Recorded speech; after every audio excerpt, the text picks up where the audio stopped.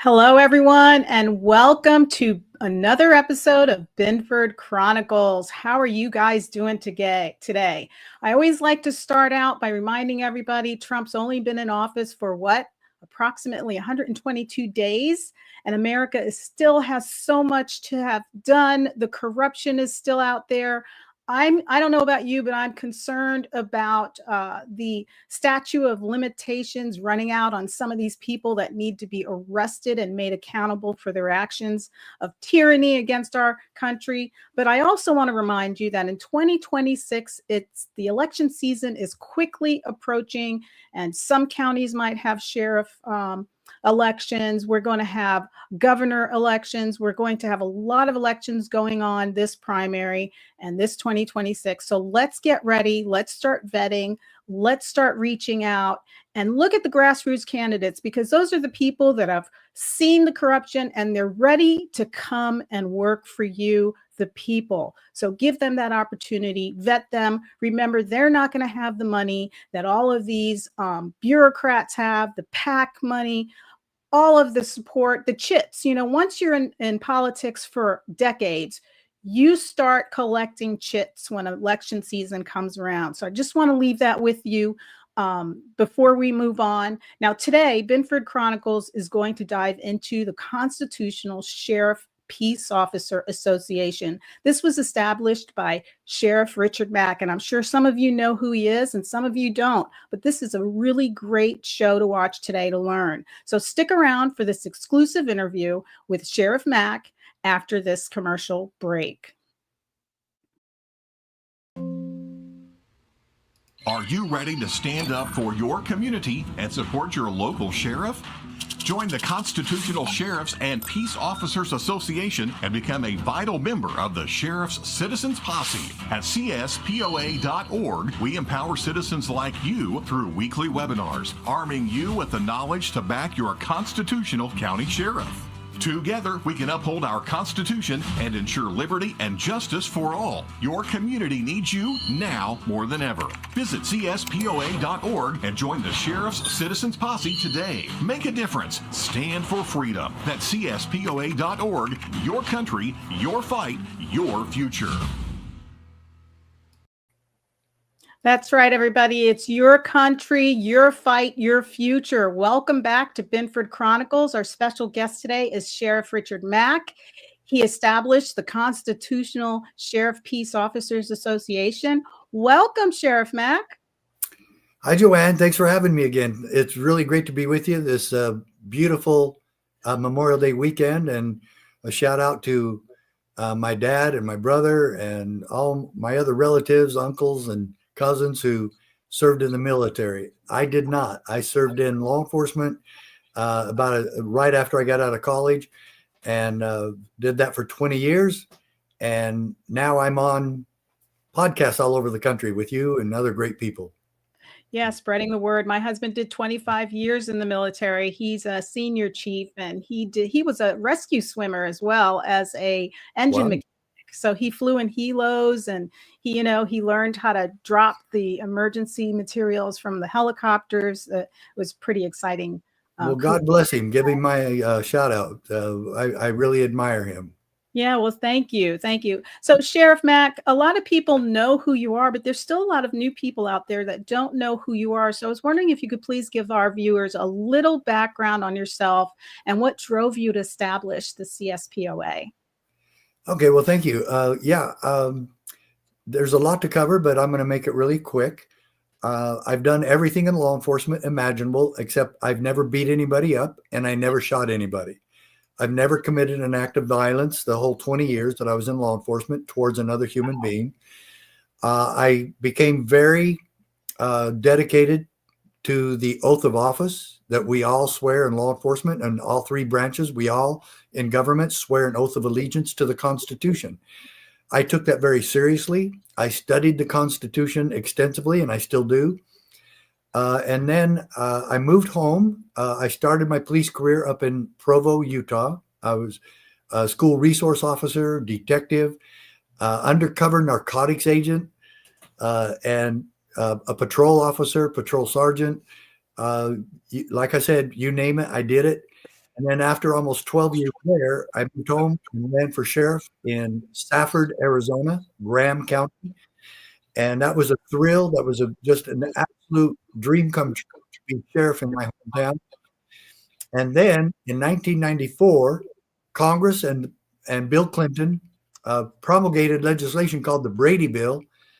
And the Brady Bill was the first time in history where it commanded or commandeered the sheriffs of this country to enforce this federal statute for them for free, with a threat of arrest if we failed to comply. Now, that's the federal government for you.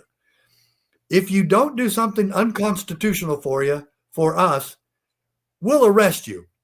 And so I said, no, I already knew the Constitution. I knew this was unconstitutional for two reasons. One, they're forcing me to violate my oath in enacting gun control legislation, and I was supposed to enforce that for them.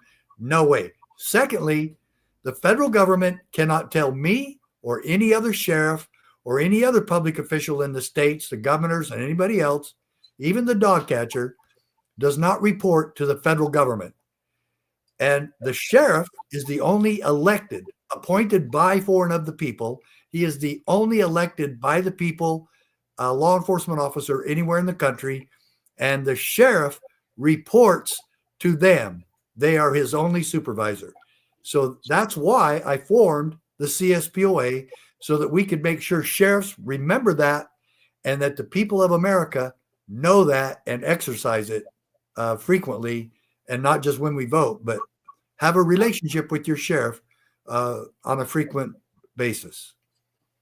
Now with the sheriffs, because what you're saying is right, but I was just thinking of that while you were talking about it, is, our sheriffs go to our county commissioners for their budgets, and our county commissioners can give them that budget, but they can't tell them how to use their budget.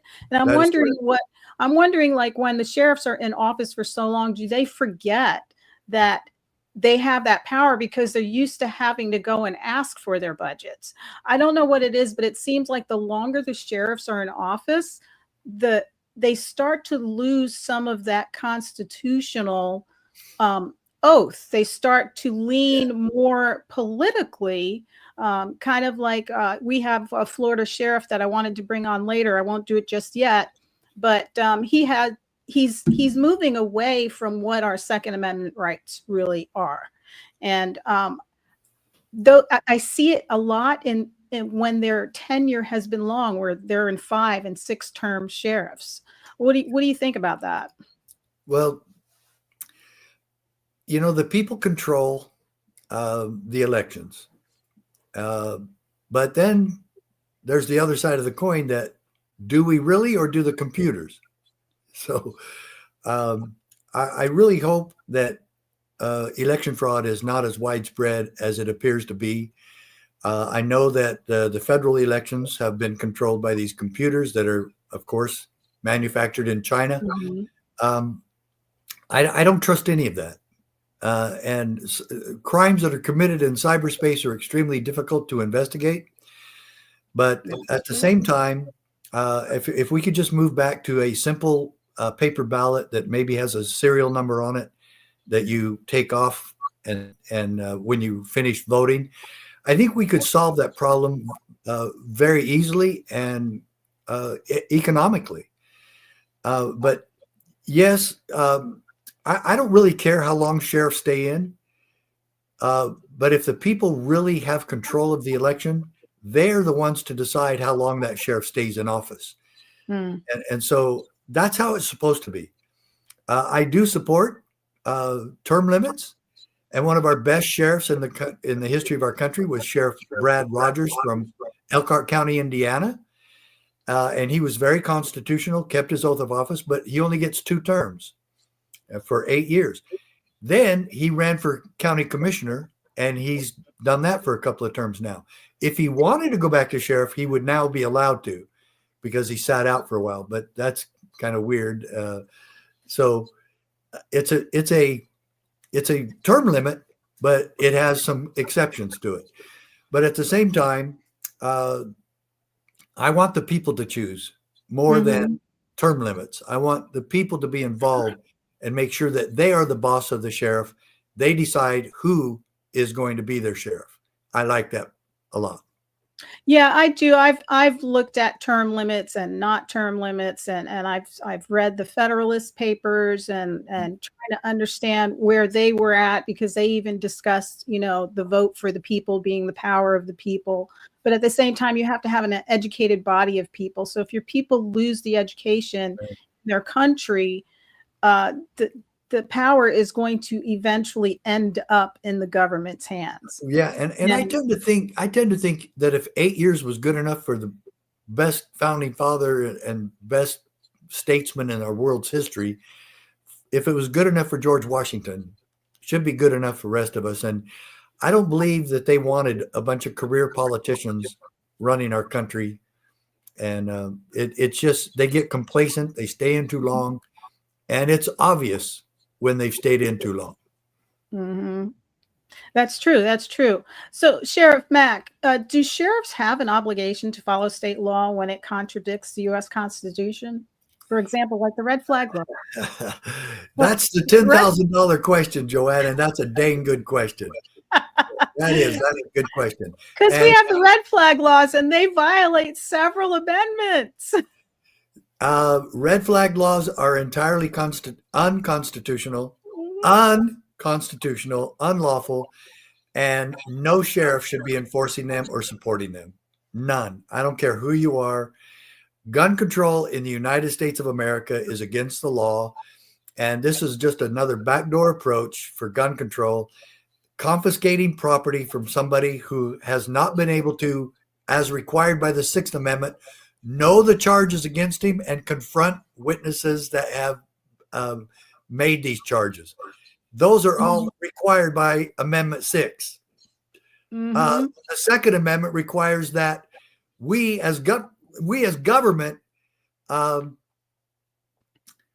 enforce the Second Amendment, and we uphold the right to keep and bear arms by all people.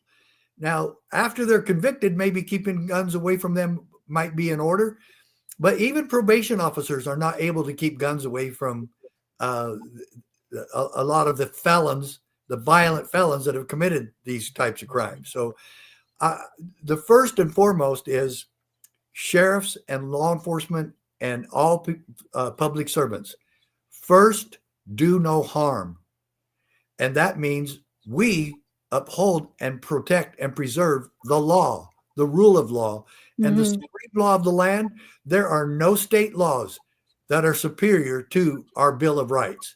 The Bill of Rights were the supreme of the supremos. And that is the supreme law of the land. And it was listed by the founding fathers as a declaration of rights that could never be violated by government. And when we do just the opposite, I question that. But I will get more specific to your answer. There's not a sheriff or peace officer or president, governor, anywhere in this country that has any obligation to go along with an unconstitutional law. They're not laws at all. They're statutes, or they're bills, or they're an act. But to be really lawful, they have to be constitutional, and we have no obligation to go along with anything that violates the rights of the people. Yeah, I've even looked. I've looked in the powers of Congress, and where in the enumerated powers of Congress does it give Congress the power to restrict arms? You know, I have not seen anything in there. And why are they writing the bills? We did not authorize that. We did not authorize that ever, that they could establish a BATF or any bureaucracy that oversees the gun ownership of law-abiding citizens. That does not exist anywhere. It's not implied, and they don't have any right. The only responsibility that our government has is to guarantee that right. After that, they have no skin in the game. Yeah, and I'm very happy that I live in Florida, because here in Indian River County, we're supported by our county sheriff, Eric Flowers. And back in July of 2021, he supported the idea of turning us into a Second Amendment sanctuary county. And it was a unanimous vote with our Board of County Commissioners. Yeah. And then again in 2024, he supported the measures to make us a constitutional county, saying it was a necessary measure. And our Board of County Commissioners, we love Sheriff Flowers. Yeah, so we've done a good job here in Indian River County, and Florida's been red, but I want to keep seeing that kind of constitutionality in Florida. And that's why I got a little concerned, because a lot of us really love Grady Judd, because Grady Judd can really stick his foot down on the ground and say, you know, I'll deputize my citizens, or I want you to have a Second Amendment right. I want you to go get your concealed carry or whatnot. But then he kind of draws the line in some areas, kind of like the Fourth Amendment vote, which I was telling you earlier, I'm concerned about that because that is in the Senate and it needs to be voted on. And I would love to play that video for everybody to see so that we can see what's going on here. So let's pull that up. Grady Judd, a past president of the Major County Sheriffs of America and the Sheriff of Polk County, Florida. Today, I'm coming to you concerned about legislation at our nation's capital that would strip law enforcement of important tools needed to keep you and your family safe. They call it the Fourth Amendment is Not for Sale Act. Some members of Congress are wanting to pass this bill that would lower law enforcement's access to public data. That's right. Information that anyone and everyone has access to, including the criminals, would no longer be accessible to law enforcement for investigative purposes. That means while officers and deputies are trying to bring justice for victims and to prevent criminals from harming people, we would have to wait for access to information that everyone else has immediately. Come on now. Hello, everyone. I'm Sheriff Grady. So what do you think about that? I mean, he's not really giving all of the information on that bill. No, because, you know, they're talking about FISA, and it's obvious that accessibility to FISA has been abused. But what I'd really like to ask Sheriff Judd is, before that existed, how did you get information on suspects? And I believe that the accessibility to that information is available immediately through other channels. It doesn't, we're just simply, I believe this legislation, I haven't read the legislation yet, the proposed legislation, but I don't believe it's going to stop him from getting access to pertinent information on any possible suspect. Because one, I think the bill is talking about FISA, and that has already been abused by the FBI and other police agencies. And the one thing is, I so admire Sheriff Brady Judd. He's got tremendous leadership, but where he lacks is being trained in the Constitution and his oath of office. I would so ask him to be humble in responding to constitutional studies for law enforcement, because we have far gone away from our oath of office in this country. In fact, I'm going to say something that my son really hates it. You never can say never, and you can never say always. And I'm going to say law enforcement never has training available on this subject. What is our role as law enforcement to preserve our constitutional republic? What is our duty, and why do we even take the oath of office? Do police in this country ever study in any type of police training why we swear an oath of allegiance to the Constitution? And do we practice that? And so the supreme law of the land is our Constitution. It doesn't sound like Sheriff Judd is really adhering to that in his speech that he just gave. And like I say, I so admire him. And in so many ways, he's one of the best lawmen we have in the country. I agree. Recently, he was part of a sting operation that arrested some people for child pornography and human trafficking with children. I totally support that. And I'm so glad he is a good lawman. He just needs to add one facet to all the facets that he has of being a great lawman, and that is the Constitution of the United States, and specifically the Bill of Rights. Mm-hmm. So I would maintain this, Sheriff Judd, if the legislature in Florida or the United States passes a law to confiscate guns, which one would you obey? Your oath to the Second Amendment, or would you obey a subservient law or legislation that orders you to participate with gun control and taking guns away from law-abiding citizens in your county? This has already been proposed several times, and it's already been done before in America. Mm-hmm. So I ask every lawman the same question. Would you support gun control legislation that forces you to violate your oath of office to uphold and defend the Second Amendment? And so that's a real quandary, because it I is. understand, I haven't talked to Sheriff Judd yet, but he doesn't return my calls very readily. Do you support red flag laws that violate the Second Amendment and violate the right of the individual to keep and bear arms because of anonymous tip? That's wrong, Sheriff Judd. That's wrong. Right. And I say that very respectfully, because I really admire you and I really like you.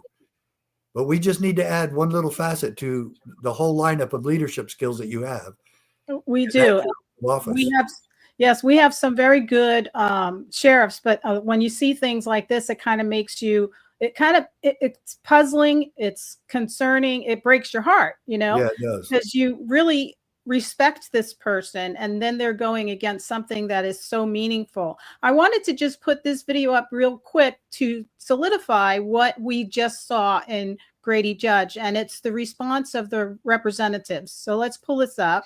Expands FISA surveillance beyond where it has existed in the past. In fact, RISA authorizes the largest expansion of surveillance on U.S. domestic soil since the passage of the Patriot Act. What are you talking about? Senator for Kentucky. The title of this amendment is "The Fourth Amendment is Not for Sale." To just name a few, the NSA, the Defense Intelligence Agency, all have bought Americans' location data without a court order. Let's ensure that the Fourth Amendment is truly not for sale. I ask for a yes vote. What are you talking about? This bill is exactly the type of legislation needed to rein in the federal government and protect the privacy rights of Americans. So these were just a few clips that I pulled up from the representatives that are supporting to save our Fourth Amendment. And Brady Judd was telling us the opposite. And the reason it's so important for us to talk about this today is because it's still in the Senate, and we need to call them and tell them, protect our Fourth Amendment rights. These are our rights, our inalienable rights that we should have due process. And it's really concerning. And I love Brady Judd. I love a lot of the things that he's done, but this, it breaks my heart to hear him standing so strong to give, and this is part of the FISA reauthorization, and you said RISA, you heard them there. It's part of that bill that expands the government to, what did they do? They abused it. They've already found loopholes to abuse it and spy on their citizens. So we don't want to be afraid of our government. We want our government to be afraid of us. Well, that's supposed to be the definition of freedom. So yeah, but yeah, I'm really confused about his approach, because he's just talking about logistics and the police need these tools. Well, the Bill of Rights was written specifically to protect the God-given civil rights of every American.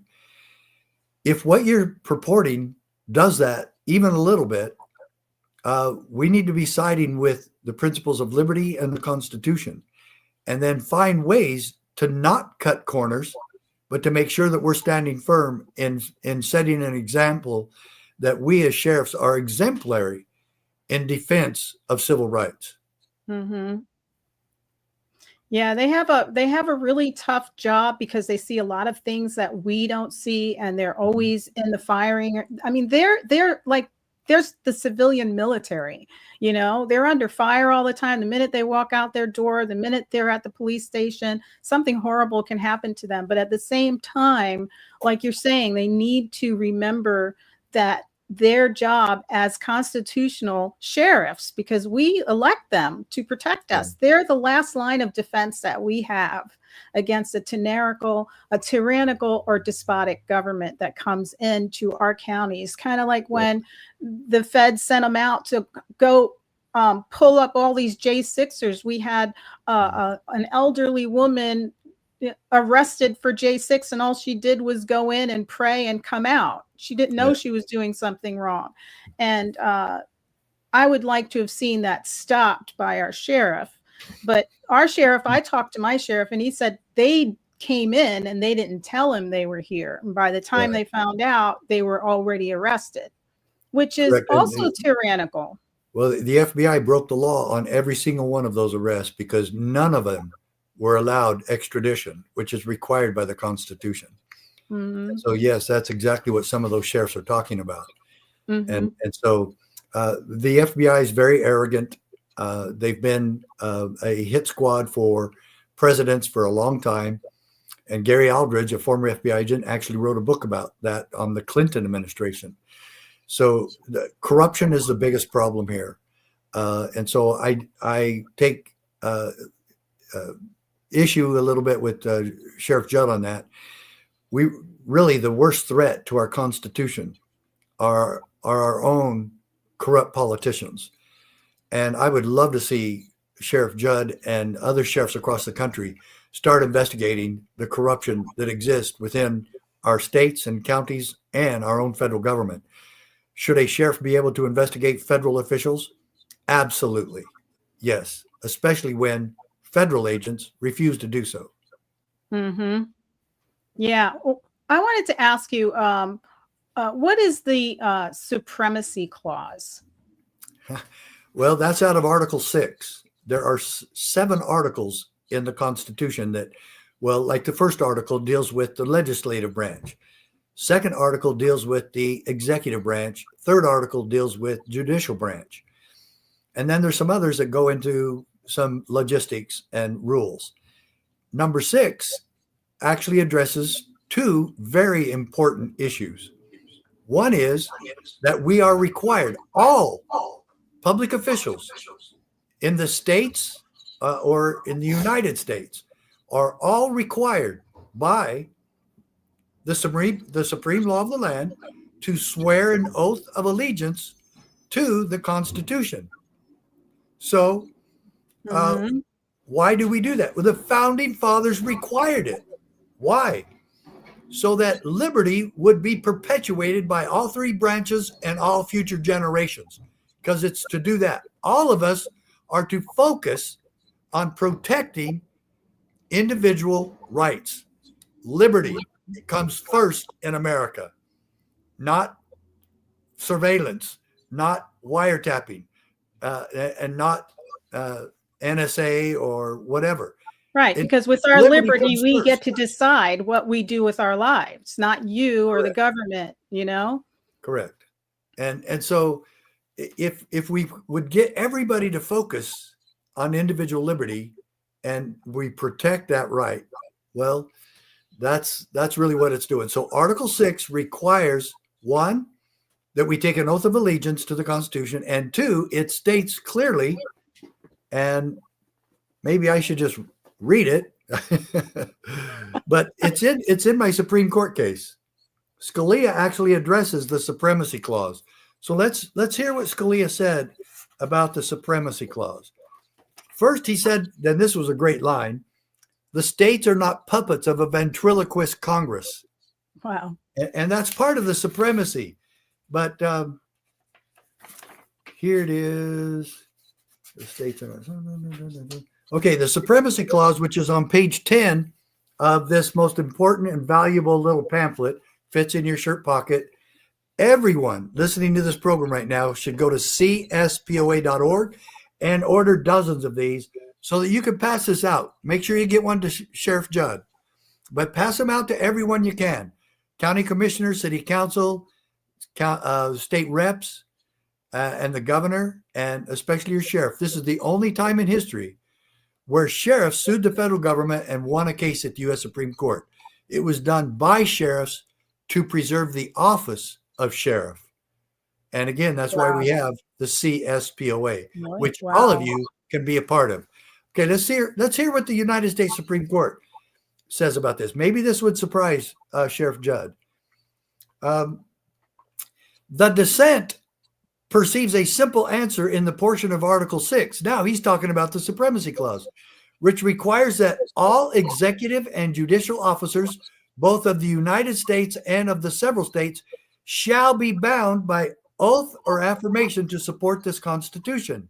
Mm-hmm. So, arguing that by virtue of the Supremacy Clause that makes not only the Constitution, but every law enacted by Congress as well, binding on the state officers, including laws requiring state officers' enforcement. He's saying that that's wrong. We're not to be bound in such a manner. Then he goes like this. The Supremacy Clause, however, makes law of the land, laws of the United States, which shall be made in pursuance thereof. In other words, in pursuance of the Constitution. Mm-hmm. So if we're not following the Constitution in Washington, D.C., they have no supremacy. Only laws which are made in pursuance of the Constitution have any supremacy. Then he also clarifies this, and he says that the states are no more bound by the federal government than the federal government is bound by us within our proper spheres of authority. Wow. And that's vital to this whole message that we won back in June of 1997. Folks, this decision is miraculous. And I challenge Sheriff Judd to study this case, study the Constitution, and you will find some gems and treasures, Sheriff Judd, that will absolutely enhance your life and enhance you as a leader in your community. Mm-hmm. Wow, that's just intense. You know, it's a very good little packet you've got there. It's very short. You can read it in about 12 minutes, but you really need to study it because this really offers such an amazing tool for liberty for every one of us on this program right now and for everyone in America. How I wish that every sheriff was already very familiar with this case. Let me ask Sheriff Judd, are you and other sheriffs required to enforce this decision by the Supreme Court of the United States? Let's talk about that. Yeah, that's so important. Let's talk about the Patriot Act. Well, you know, these are things that are really affecting us. Yeah. And people don't realize this. Well, the Patriot Act was born out of the 9/11 disaster. And it was really pushed by George W. And to be quite honest with you, to analyze and assess his presidency, which he did for 8 years, he was no different than Barack Obama. Very little difference. What was the motto for his campaign and for his presidency? Compassionate conservatism, which was created by Karl Rove, his chief of staff or his campaign manager. And it was just a way to say, we're going to keep spending the same money as Democrats, but we're going to be compassionate about it, but we're still going to be conservative. Okay, so what does all that mean? It means we do what we want, just like we always have. But it's a nice slogan to attach to it. So the Patriot Act said that it was only going to be monitoring international terrorists. And it has been used against American citizens almost on a daily basis. So they lied. And why would they call that patriotic or the Patriot Act? because that in and of itself is a hoodwink. Mhm. We're fooling everybody. And we want everybody to know and understand that, oh, if you don't support the Patriot Act, then you're not very patriotic. It was a scam name. It was a brainwash name. Mhm. And that's it. It was a lie. It was a lie. It's not, it has nothing to do with patriotism. In fact, quite the contrary. Yeah, it has everything to do with surveilling everything you do. Yeah. Of keeping the eye on all the citizens of the United States. And that's why the worst agency of monitoring American people with no probable cause and no constitutional backing is the IRS. And they've done it for over 100 years. Mhm. And that's why we need to, one, defund Planned Parenthood, and two, abolish the IRS. Because what do we know? We know that it is criminal funding of taxpayer dollars to a non-government organization that provides no government benefit to anyone. And secondly, the IRS is a bully organization that has been abusing citizens, violating the Constitution. And we know that the IRS and God-given liberty cannot coexist. So it's time for the IRS to go. Absolutely right. So we are running into, this has been such a great conversation. We're at 37 minutes. How do you feel? Yeah, I've got to get to some other things. So okay, so we need to do like a part 2. Yeah, well, let's do that. Yeah, absolutely. I would love to do a part 2 with you because I have a lot of things that I want to talk with you about and ask you about because I am all about our Constitution and I'm constantly trying to educate myself. I got my little Federalist Papers here and my little constitutional book. Yeah, very good. Well, Scalia quotes the Federalist Papers in my decision. Yeah. So I look whenever I hear that because I had an RSO that trained me on firearms, and he told me that the Constitution is good to understand, but the best way to understand it is to read the Federalist Papers. Right. And so I got my little book and everything. So I'm always trying to learn more and trying to uphold our great republic's Constitution because I love America. And I see the fight that we have before us. So I kind of take it over to, elections as well, electing our sheriffs. So this was really a great opportunity for everybody else to hear you. And I really look forward to having a part 2 with you. Yeah. Well, thank you. Let's do it. All right. Well, I'm going to let you go now. Thank you for joining us today. I'm going to play your commercial as you leave so that everybody can see CSPOA and please join. Tell them how to join. Well, just go to CSPOA.org, folks. Become a part of the solution that's both peaceful and effective. Be with us, be part of us, and we'll bless each other. Awesome. Thank you, sir. All right, everybody, stick around after the commercial because I wanted to show you a little more information on my end on bump stocks, on Judd Grady, on what he said about bump stocks. And I want you to give him a call. Let's protect our Second Amendment rights. This is an inalienable right. And we've already seen a tyrannical government, a despotic government.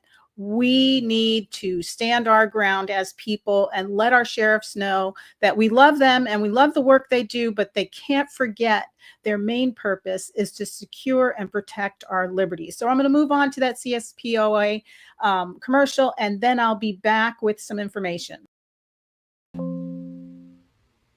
Are you ready to stand up for your community and support your local sheriff? Join the Constitutional Sheriffs and Peace Officers Association and become a vital member of the Sheriff's Citizens Posse. At CSPOA.org, we empower citizens like you through weekly webinars, arming you with the knowledge to back your constitutional county sheriff.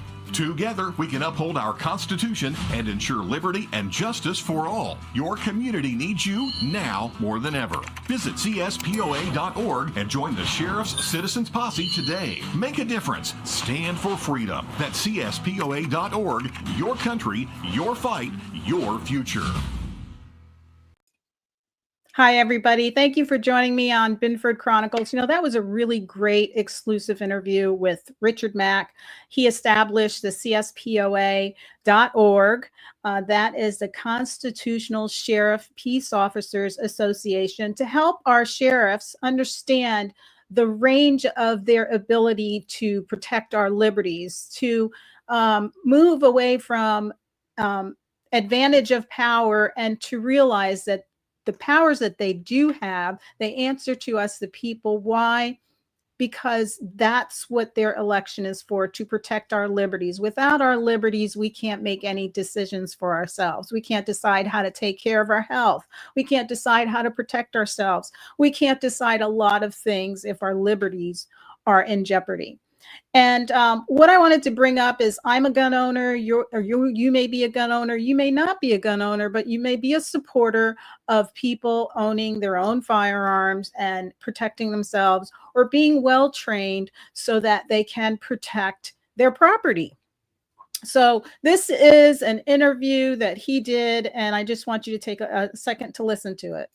I encourage the people in this community to go forward and get a concealed firearms permit. I truly believe that people who care enough to learn how to handle guns and care for guns and understand the safety and security of guns should have guns. It has everything to do with devices that are specifically designed to take a normal firearm or a semi-automatic firearm and make it function as if it's fully automatic. What he's talking about here is bump stocks. This is, remember when they got President Trump to agree to the bump stock bans? I don't agree with bump stock bans, not at all. That mechanism is a bump stock device. It's legal in every state, and once installed, it gives rapid fire capabilities. I'm going to stand up and suggest to Congress that they act in a unison manner to protect the people of this country. With all this said, Sheriff Judd says there's certainly one thing he will never waver on. I truly believe that the only thing that stops a bad man with a gun is a good man with a gun. So I wanted to leave you with that thought.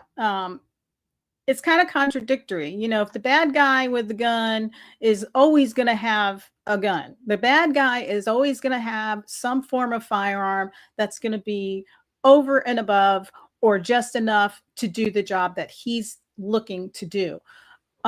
Legal firearm owners, it doesn't matter what kind of firearm they have, they are always going to be legal because they are legal firearm owners, and they're not owning a firearm because they want to go and hurt people. You know, and basically, remember, our Second Amendment isn't just to protect our house. The Second Amendment is, and it's talked about in the Federalist Papers, it is to give the society an opportunity to defend themselves against a tyrannical and despotic government. With all the technology that our government has today, I think we should all at least have a bump stock in our house to turn into a mechanism that defends us from a despotic government that comes knocking on our doors, or that comes. I think everybody should have that opportunity. But when you take opportunity away from people to defend themselves against their government, no longer is the government afraid of the people. The people are afraid of the government. And when the people are afraid of the government, like Sheriff Mack said, that is not a sign of liberty. It's not liberty when you are afraid of the government. The government is always supposed to be working for the people. And I just want to leave that with you, leave that thought with you. And please remember, the 2026 elections are coming up. We've got governor races coming up here in Florida. We've got local elections. Please pay attention to the local elections. I don't know about you, but if you live here in Indian River County, we've got storage units going up everywhere. We've got Winn-Dixie that totally shut down. There's no work there anymore. So we need to start looking out for our community. And if you keep voting for the same people in, they're going to keep doing what they're doing. They do some good things, but hey, listen, Indian River County just became the trash pickup starting in October is now an enterprise. There's no more competition. There's no more, I'll take my trash to the trash dump myself, because now it's been added to your ad valorem. Is that what you want? You want more government running your life? You want more government taxes on your homes? Here, DeSantis is talking about cutting taxes, and then our own local communities telling us where our taxes are going to be up because now everybody, whether you want to or not, has to pay for trash pickup.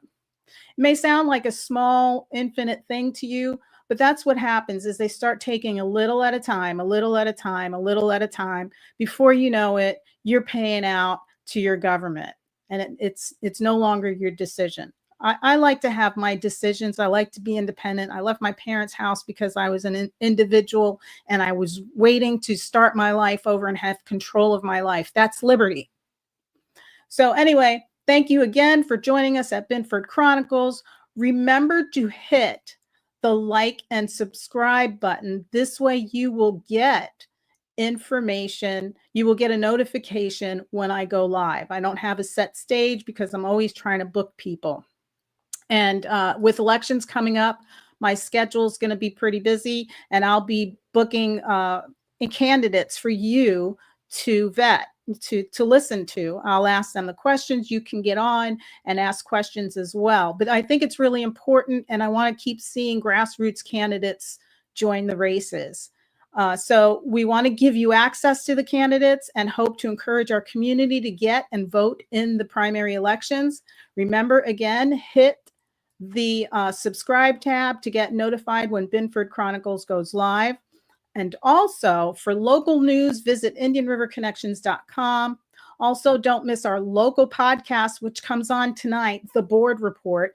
It airs every Friday at 7 p.m. And that's local podcast news. And remember to hit the thumbs up, like, share, follow, and make sure you check us out on Rumble, X, Facebook, and YouTube. Have a great day.